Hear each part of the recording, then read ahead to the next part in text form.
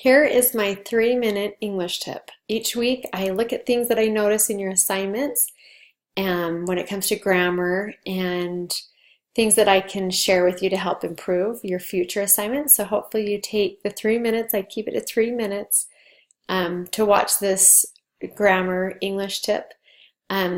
This week I've noticed on your assignments is just, and not everyone, but a lot of people are forgetting to start sentences with capitals, end them with a punctuation mark. And that punctuation mark will be an exclamation point if it's an excited expression, a period if it's a statement, just stating something, and a question mark if you're asking a question. A lot of the sentences that have been in the assignments, mostly are just periods. So here's an example. That first I is always capitalized when it's by itself, but here it's the first word in the sentence. I like to go around helping people. Period. So I put my punctuation mark. Because I have a period there, I need to start the word when with a capital because it's starting a new sentence. When I look around, I can see who is in need. I feel proud when I help others. So after my period, I'm starting with a capital. One thing, I have friends that could use some help, comma, that's like a short pause. So I have friends that could use some help, so I will see this week if I can help them out, period. Because I have a period, I'm going to start with a capital M.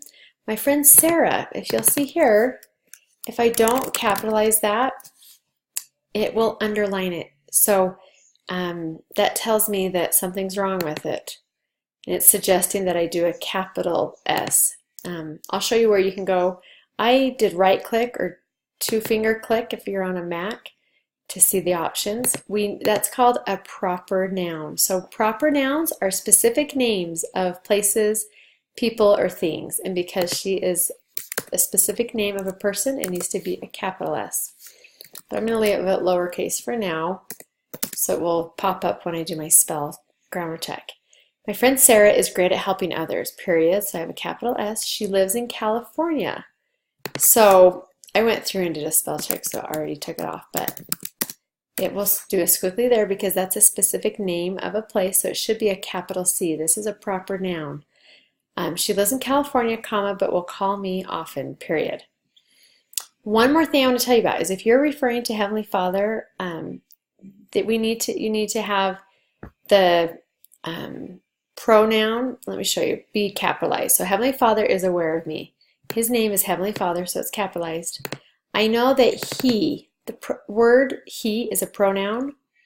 He, she, her, his, him, those are pronouns, and it is only capitalized when it's referring to Heavenly Father, to God. So I know that he loves each one of us. And since we'll be writing a lot about our Heavenly Father in this course, I wanted to make sure I taught you that. So I come up to tools. Oh, it's been 3 minutes. I come up to tools and I do spelling and grammar, and it will tell me, oh, sorry. It's going to go through my entire document. I have more pages on this, so that's not helpful. Let me close. It will tell me that it wants me to capitalize those proper nouns that I did not capitalize. It wants California to be capitalized and Sarah to be capitalized. So try that on your Microsoft Office. Go to Tools, Spelling and Grammar. Okay, good luck.